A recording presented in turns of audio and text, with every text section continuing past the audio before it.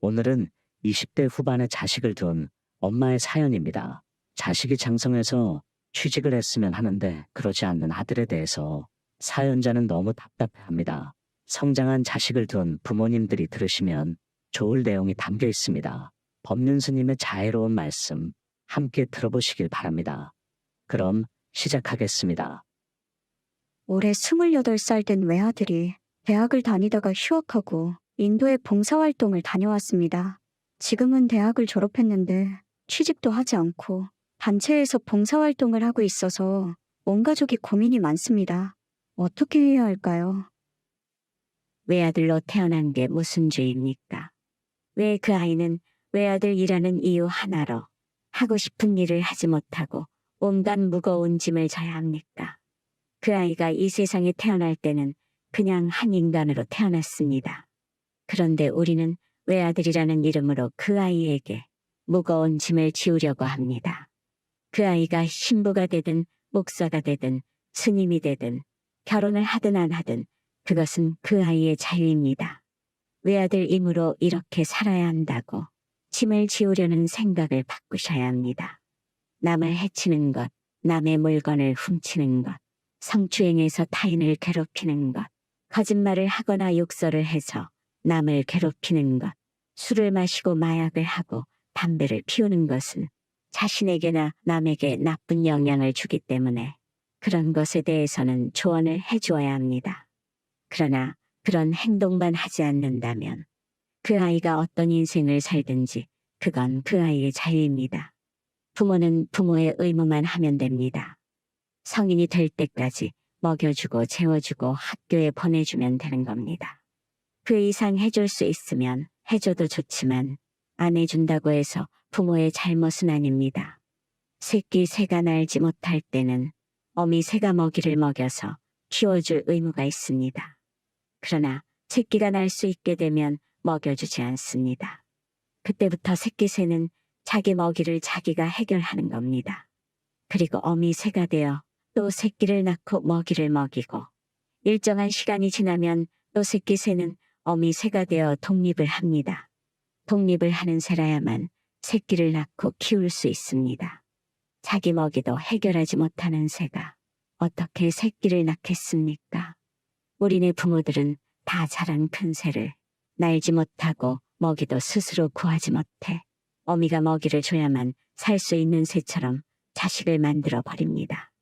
그런데 그 둥지 안에 새가 또 새끼를 낳으면 어미 새는 이제 새끼의 새끼까지 먹이를 주어야 합니다. 동물은 물론 이런 경우가 없지요. 자기 자식은 자기가 키워야 하는데 여러분은 손자까지 책임지는 경우가 많다는 것입니다. 그것은 인생을 잘못 사는 거예요. 여러분이 자녀를 낳고 키우는 것이 여러분의 일이고 기쁨인 것처럼 여러분의 자녀도 성인이 되었으면 그것은 그들의 몫입니다. 그것을 부모가 뺏으면 안 됩니다. 그 무거운 짐을 대신 져도 안 되고 뺏어도 안 됩니다. 그것은 각자 자기의 몫입니다. 엄마가 애를 낳았는데 직장에 다녀서 자기가 못 키우고 할머니가 대신 키운다고 합시다. 좋은 일 같지요. 그러나 그렇지 않습니다. 그 아이는 이 세상에 태어났을 때 엄마 품에 안겨서 젖을 빨고 사랑을 받을 권리가 있는데 그것을 박탈당했어요.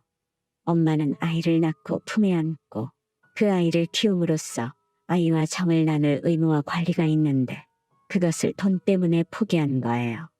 그것을 할머니에게 빼앗겨 버린 거예요. 그래서 이 아이는 엄마에 대한 사랑 결핍증이 생깁니다.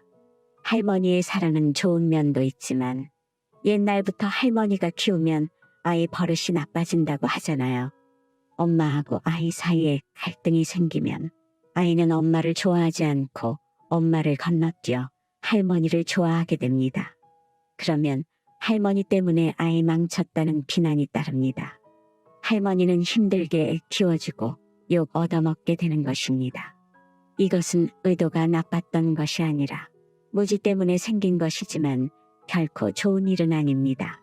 쥐가 쥐약을 먹는 것처럼 얼마 지나지 않아 뼈아픈 과부가 따르게 됩니다.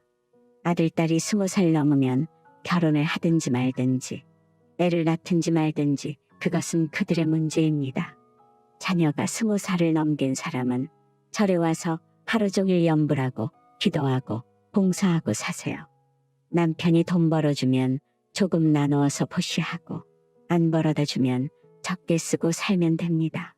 앞으로 더 이상 옷도 사지 말고 화장 안 해도 좋아요. 아껴 쓰고 그냥 딱 수행자답게 살면 인생이 행복해집니다. 엄마 없는 아이들을 돌보아주고 자식 없는 노인을 돌봐주는 것이 여러분들의 할 일이지 손자 보는 것이 할 일이 아니에요. 그것은 불자와는 거리가 먼 그냥 중생살이에 불과합니다. 아들 내외가 와서 엄마는 왜 우리 애는 안 봐주고 절에 가서 일만 하느냐고 원망해도 손자를 키워주는 것이 결코 손자를 위해서 올바른 것이 아니라고 말해주어야 합니다. 모자간에 부자간에 부모와 자식의 정을 나누고 어려운 일을 겪고 힘든 일을 극복하고 살아야 할 삶의 좋은 기회를 왜 여러분이 자꾸 끼어들어서 박탈합니까? 또 젊은 날에는 연애하다가 실연도 하고 가슴앓이도 하고 시험에 떨어지기도 하면서 성숙하는 것입니다. 이것은 마치 아이가 다칠까봐 아이에게 그네를 못하게 하는 것과 같습니다.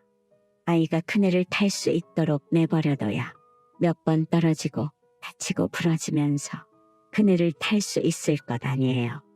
또 나무에도 오를 것 아니겠어요. 그런데 떨어지면 다친다고 옆에서 계속 잡고 있으면 그 아이는 다치지는 않지만 그네도 못하고 나무에도 못 올라가 보고 산에도 못 가고 수영도 못하게 됩니다. 시행착오를 거듭하면서 자생할 수 있는 삶의 지혜를 얻을 수 있도록 기회를 주어야 합니다. 그 기회를 박탈하는 것은 사랑이 아닙니다. 자연의 원리에 어긋나는 일일 뿐입니다. 부처님의 가르침인 계율, 즉 살생하지 않고 도둑질하지 않고 사음하지 않고 거짓말하지 않고 욕설하지 않고 술 먹고 마약하지 않는다면 자기 인생을 자기 나름대로 살아가게 둬야 됩니다. 만약에 자식이 좋은 대학을 나와서 의사까지 되어서 아프리카 오지에 가는 것을 부모가 반대했다면 어떻게 슈바이처 박사 같은 사람이 나오며 어떻게 테레사 수녀 같은 사람이 나오겠어요. 결론적으로 말씀드리면 이런 고민을 하는 것은 나도 괴롭고 아이에게도 무거운 짐을 지워주는 것입니다. 부모의 심정을 이해는 합니다. 이해 못한다는 것이 아니라 바람직하지 않다는 것입니다. 담배 피우던 사람이 담배 피우고 싶다면 이해가 되고 배고픈 쥐가 쥐약이 든 음식을 보고 아이고 냄새가 좋은데 조금만 먹으면 안 될까 하는 것도 이해는 됩니다. 이해가 되는 것하고 바람직한 것하고는 별개입니다. 우리는 자기 인생도 못 살면서 남의 인생에 끝없이 간섭하고 있습니다. 그러지 마시고 지금 이 순간부터는 자식에 대한 모든 걱정을 탁 놓아버리고 자식에게 자기 인생을 살 수 있는 권리를 인정하십시오. 주위를 보면 성인이 된 자식을 아직도 부모 마음대로 하려고 하는 분들을 왕왕 보게 됩니다. 내 자식인데 어때? 라는 생각을 갖고 말이죠. 자식은 부모의 소유물도 아니고 그렇기에 부모 마음대로 할 수도 없고 해서도 안 됩니다.